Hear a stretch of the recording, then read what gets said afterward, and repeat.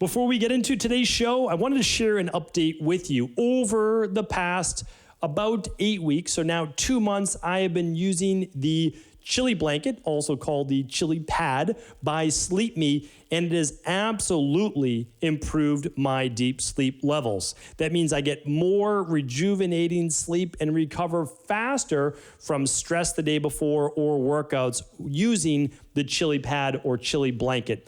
I have the Sleep Doc Pro. I find it incredible. It allows me to set a temperature that cools my body faster, essentially allowing my body to get into a state of hibernation, which enables it to recover and rejuvenate faster. If you have not yet checked out the Cube, the Uller, or the Doc Pro by Sleep Me, I highly recommend it, and they are offering our community 25% off with the code Dr. Cabral, just DRCABRAL. Head on over to StephenCabral.com/sleepme, StephenCabral.com/sleepme, and save 25% today. Now, enjoy the show. Welcome to the Cabral Concept, where board-certified naturopath and integrative health practitioner Dr. Stephen Cabral shares how he was diagnosed at the age of 17 with a life-altering illness and given no hope for recovery. It was only after studying and traveling all over the world did he discover how to combine ancient Ayurvedic healing practices with state-of-the-art naturopathic and functional medicine to fully rebalance the body and re-energize it with life. It's time to discover how to get well, lose weight, and finally feel alive again. And now, here's your host, Dr. Stephen Cabral.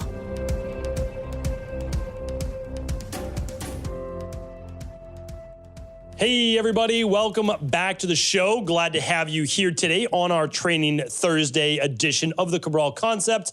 Today is episode 2533. All of the show notes, the three big takeaways will be at StephenCabral.com/2533. What I wanted to do was go over a topic that I feel is really important. So we have so many brilliant researchers and PhDs and just great people in this amazing health and wellness and fitness-based field. And one of the things is, as they become more and more popular, I just feel that we all, as practitioners, and people out there putting out content, have a responsibility. And while I don't believe it's possible to state every contraindication, it's not on a 20-minute podcast or a 300-word social media post, it is really important to let people know that a lot of these high performer-based modalities like cold plunge and high-intensity interval training, which I'll be talking about those in just a moment, are things that can be greatly beneficial for people, but they can also cause detrimental side effects for those that they are not ready for, should not be participating in. So there's this brilliant researcher. I'm not going to name the name today just because I don't want any sensitivity around it, because I think that this person is brilliant, super smart. I love looking at their research and their work, but they put out a post the other day and I felt compelled to comment. Like, literally never comment on anyone's posts on social media because I'm in and out, but I follow their account and I think they're great. So I started off, so they basically said, you should complete your cold plunge first thing in the morning after sunlight viewing, which I agree with, or before if you choose to. So basically, first thing, hop in a cold tub. I'll explain that in just a moment. And they said between 1 and 3 minutes, uncomfortably cold, and et cetera, et cetera. So I said, yeah, that's not bad advice. Like, there's nothing wrong with that advice. But the problem is, it's so detrimental to people that are low thyroid, that are in any type of adrenal-based issues, meaning like they have low cortisol production because of chronic stress. They are already highly sympathetic nervous system dominant, which means they're already super stressed and in the fight or flight. They get too little sleep, right? They are already showing signs of high oxidative stress, meaning their body's aging at a much more rapid rate. And they have any type of, as I said, low thyroid or POTS, postural orthostatic tachycardia syndrome, anything that shows kind of like what I call post-hyperadrenal conditions. So meaning someone at some point in their life has been really high stress, or they're in high stress now, and their body's burnt out. And just to kind of put it in just plain foundational based speak. And so the problem is that if you wake up fasted and you do high intensity interval training, or you do these cold plunges, which I'm not against, by the way. I do colds, I do high intensity interval training, so I'm not against these things. But again, I'm a practitioner.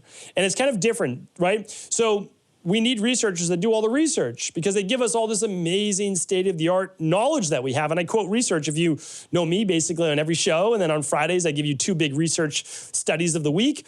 And so the thing is, when you're working with everyday people, though, you realize that there's a lot of people that are forgotten about with this general-based advice. And I don't want those people to become harmed. And so, I never comment on social media. I was like, you know what, I have to comment. So the first thing I did was praise this individual because they have amazing work, like amazing work. And then I just said what I just shared with you, that it can actually be detrimental for people that are going through the healing-based process from those that have been in a chronic state of stress, depletion, oxidative stress, faster aging, low metabolic processes like low thyroid, low cortisol, et cetera. And then again, I ended with just saying, keep up the great work. Just want to share with your practitioner side. And there were hundreds of likes. And honestly, none of that matters whatsoever to me. I don't care. It's also why I never comment. But it resonated with people saying that they appreciated the other side to it. So I just think that as practitioners and people that are posting on social media, we can't give every contraindication, but we have to share who it may be good for and who it may not be good for, even if it takes a little bit more work. I just think that that's important. And here's why. When you wake up fasted and you are right away doing high intensity interval training or cold plunge, what you're doing is you're activating what's called dopaminergic-based system of the body, right? So you are getting an immediate shock to the body, right? It's like a change of state. And so that's why this can be highly impressive in terms of results for people in low mood, depression, more of the endomorph body type that might be harder to get cortisol going in the morning naturally because they're a little bit more sluggish, right? So it can be highly beneficial for those people. And again, I'm not providing you with any medical advice, medical treatment plans, medical cures, medical diagnosis. But if you're working with a doctor or practitioner and you do have depression or low mood or, again, stubborn weight loss, it could be beneficial. Absolutely could, right? So why though? Why? Okay, because it's putting your body in a state of sympathetic nervous system tone. That means it's increasing first, what? Adrenaline, shock to the system. You just did a hard, let's say 90-second or 3-minute high interval training tricep, or you did a Tabata, whatever it might be, right? Okay, so you're doing what? Well, you're maybe getting that cold plunge too, and you're like, takes your breath away sometimes when you get in that cold plunge. And I'm going to give you a share how you can change that in just a moment, because again, there are levels to this. So now what does your body do? A state of shock. What's going on here? So it spikes norepinephrine, adrenaline. So that gives you what? Well, starts to speed up the heart rate. It gets you in a state of stress, right? So now you're in a greater state of stress. What gets produced when you're in a greater state of stress? Cortisol. Why is cortisol being produced? Your body thinks that you're in a survival mode. It's going to break down stored glycogen to get some glucose in that bloodstream to deal with the fight or flight, right? You're fighting or you're fleeing. You're running, right? Fight or flight. Okay, so that is what's happening. Now, for a lot of individuals, it wakes up that cortisol, the HPA axis, right? And it gets them started for the day. It improves their overall mood and their cognitive ability. Great. Okay, great. But does the person who already got low thyroid, POTS, dysautonomia, long COVID, long haulers, low cortisol from adrenal, basically burnout, again, I'm using that as kind of a catch-all term, does that person want greater stress? Absolutely not. That will only cause them to relapse further. Sure, are they going to feel great for a couple hours? Yes, because you force the body to get into what? Fight or flight. Most people are going to feel real revved up after dropping themselves into a 50-degree or colder cold plunge or running through a 30-minute high-intensity interval training. Again, can be phenomenal for some people, But we've forgotten about all the people trying to heal, all the people with the chronic illnesses, that this would actually be to their detriment. So while I love all the modalities, sprint interval training, high intensity interval training, Metcon workouts, I do them myself. While I love the cold plunge, again, do them myself. I actually, even me, don't do them first thing in the morning. I don't do them fasted. And the reason is I don't need a greater stress load on my body. I've got 2 young daughters. I am the founder of 3 wellness-based companies. I work a lot. I record shows every day. I teach. My brain's active. My body's active. I'm active all day from sunup to sundown. I don't need a greater spark to my day to add more stress and turn on that HPA axis. So when will I do my workouts? Usually around 10:30 a.m. or around 4:30 p.m. I've already had a meal. I've had some food in me. I've, started my day. So I'm not, think about it. Like, to start your day, you're being shot out of a cannon by starting your day this way. Now, as I said, endomorphic body types, those people that are really low in producing neurotransmitters such as dopamine, they could derive great benefit. That's why there can never be an all-for-one diet, an all-for-one exercise protocol, an all-for-one cold plunge protocol. We teach this inside of the Integrative Health Practitioner Institute. We try to share with people there's a thing called bio-individuality. There is not a one-for-all approach. As much as marketing and marketers and media likes to make it that way, there is no one diet. There's no one weight loss diet. There's no one weight gain diet, right? There are fundamental principles that we need to follow, sure, but there's no one thing. On yesterday's show, and I'll link that up today, again, all links will be at stephencabral.com/2533. You have to understand is there's not even one protocol for intermittent fasting. If you think everyone should fast for 16 hours a day, it's incorrect, right? It is incorrect. It's going to hurt some people and benefit some people. So what I want to share with you is this.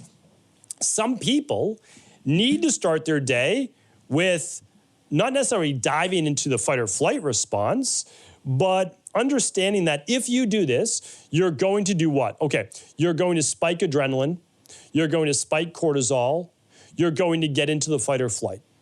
Okay, that gives you a temporary boost in dopamine, in neurotransmitters like the norepinephrine. It can give you a boost in even the immune system in the acute term, all right?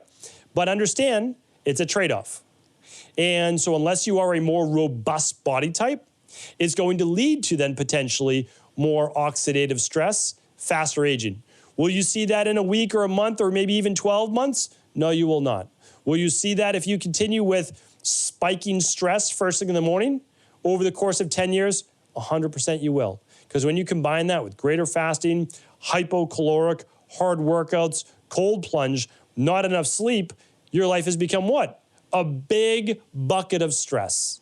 So understand the same things that are beneficial for us, cold, working out, can be detrimental as well when overdone or not timed properly. So there is a diurnal rhythm. We do want to increase stress earlier in the day and then let it fall towards the end of the day, but that doesn't mean that has to start the moment we wake up.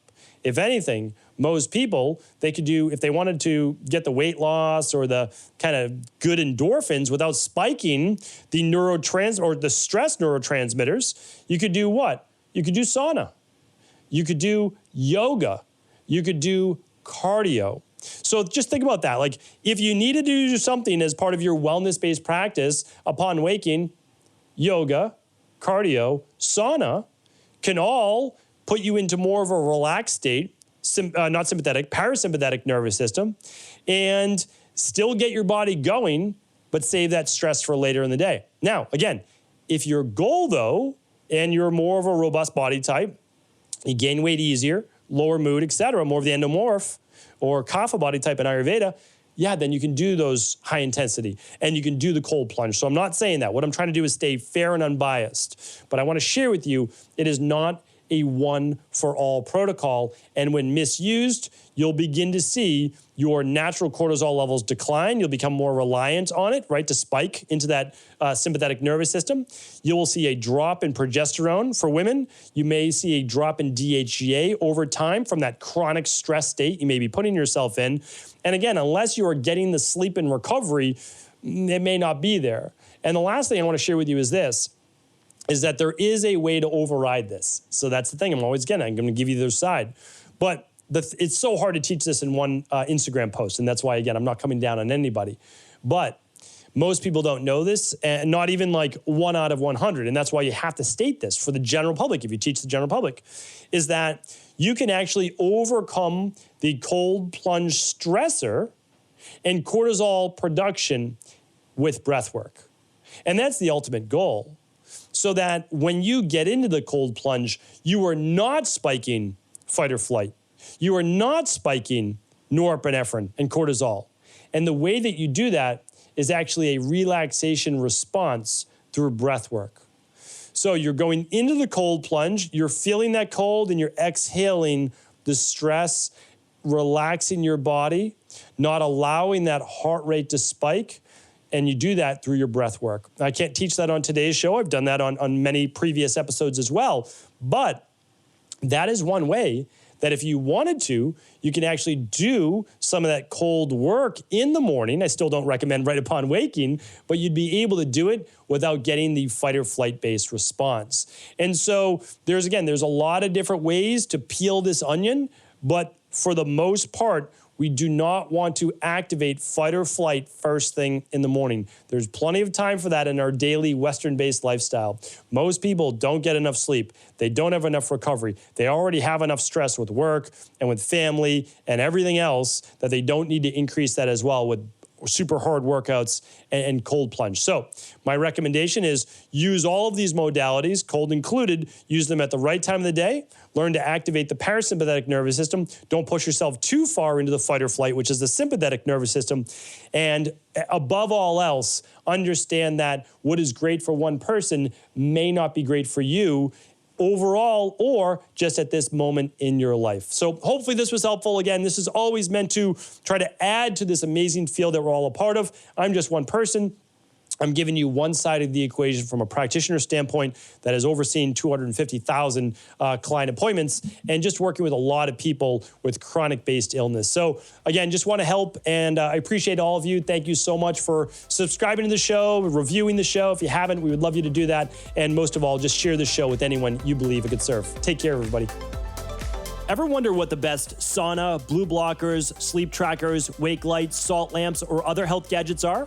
Or what about the top non-toxic mattresses, sheets, soaps, bath products, toothpaste, and cookware? Or would you like to know the cleanest choices for hemp parts, meal delivery services, supplements, and much more?